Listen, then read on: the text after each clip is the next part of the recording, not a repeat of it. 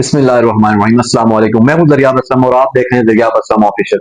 आज हम बात करेंगे आमदा इंतखाबात पर कि वोट क्यों और आखिर किसको देना चाहिए। सबसे पहले आप अपने गिरेबान में जाकर खुद से एक सवाल करें कि आज तक आपने अपना वोट किस बुनियाद पर दिया। जब इलेक्शन आते हैं तो सियासी जमातों के लीडरान अचानक हर ताजियत और हर शादी में पहुंच जाते हैं, लेकिन बकिया 5 साल अगर आपको उनसे कोई काम पड़ जाए तो आपको उनके सामने अपना तारफ करवाना पड़ता है, याद दिलाना पड़ता है कि जी हमारे फलां रिश्तेदार फौत हुए थे तो आप आए थे।